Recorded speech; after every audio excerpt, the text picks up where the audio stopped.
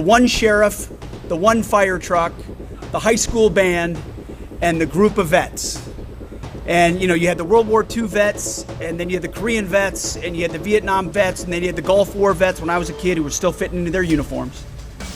But the entire town rose to their feet for these men and women who had done something exceptional.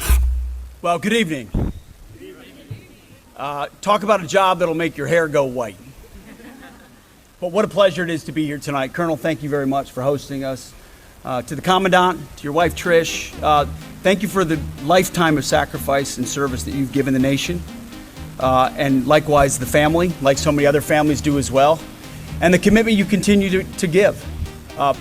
What an opportunity to finish off a week.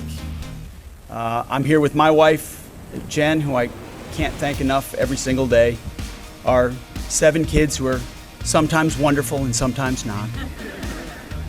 But always young Americans who we hope someday will hold near and dear what I know this entire crowd holds near and dear, which is love of country and commitment to defending it. And so there's no better way to end a week than right here. It's been on our calendar for a long time. I didn't even know about this parade when we first landed here in Washington, and about every person I met, especially Marines, said, you gotta do it, you gotta see it. And so we put it on our calendar. We've been looking forward to it ever since. The Marine Corps in its 249th, soon to be 250th year, still sets a standard in a way that you should be incredibly proud of. Every Marine should be incredibly proud of, and I say that as a soldier. But now I'm allowed to be bipartisan in every way, which means I can acknowledge the obvious, which is when at other times and other people and other organizations wanted to blow a little bit with the wind in one direction or another, or wanted to change the standards for one reason or another, or wanted to go soft or move in a different direction for one reason or another, the Marine Corps stood strong. It never wavered. It didn't change. It stayed committed to its ethos, that warrior ethos. And that's why there's one institution that's never quite had a recruiting problem. It taps into the fighting spirit of the men and women of America who want to be challenged, who want to serve something greater than themselves, who want to do something difficult and tough and gritty, who want that K-bar in their teeth, standing a watch for the nation. And that has been the Marine Corps. And I'll tell you, I get a chance to look out and talk to the Joint Staff and the Joint Chiefs, and I always know when I come to the Commandant, I'm going to get clarity, I'm going to get a warrior ethos, I'm going to get a knife hand. As he should, right here. And so to me, tonight is a celebration of what has been, of what still is today, and what will be the future. Because I see some young families out here with kiddos. I brought my kids intentionally, because these are the types of things we need the next generation exposed to. What we celebrate, what we recognize, what we spend time what we spend our time doing is a reflection of what we value. And in a society full of social media clickbait and celebrity worship, I want my kids, I want yours, I want our society looking up to these men and women in these Marine Corps uniforms.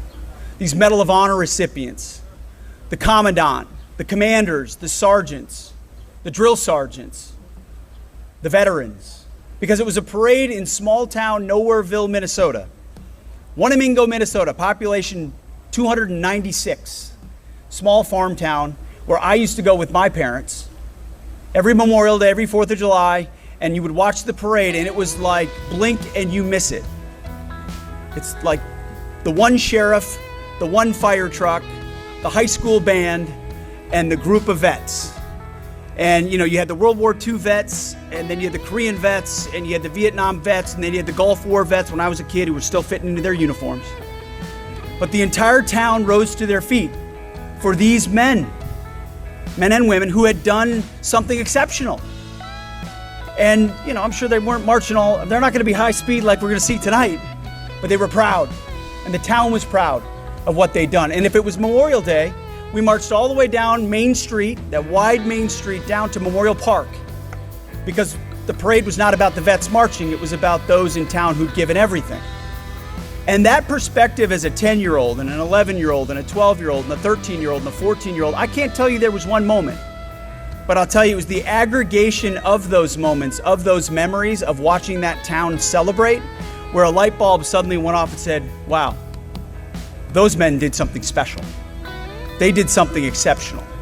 And I hope someday I can play my small part. Maybe I can do that. Maybe I can stand up for my country. Maybe it'll be my turn someday. And our country needs to do more of those things where we elevate those people and say, that's a model citizen. That's what it means to serve. That's what's special and important to us. So this is a microcosm of that, but thank you for doing it. And what a privilege it is to be here with my family. I hope we can help showcase things like this even more often, showcase the warrior ethos to the world. And that's our mission. Revive the warrior ethos, rebuild our military, and reestablish deterrence. The eyes of the Marines that I see in the Indo-Pacific are the eyes of deterrence. Just as much as those beautiful B-2s that flew all the way from Missouri are the sign of deterrence to the rest of the world. It is on your shoulders that we stand, and it is to you that I am committed. So much of our Pentagon staff here are committed each and every day to simply have your back.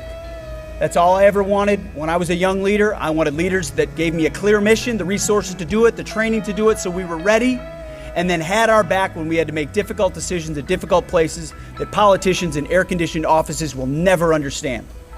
That's our pledge to you. That's what President Trump always wants me to communicate to you, and that's what we will follow through on. So thank you to the United States Marine Corps for holding the line, for holding the standard in this country, and for still doing it today, Commandant. So we appreciate you, we salute you, and we look forward to one hell of a parade. Thank you very much. Appreciate it.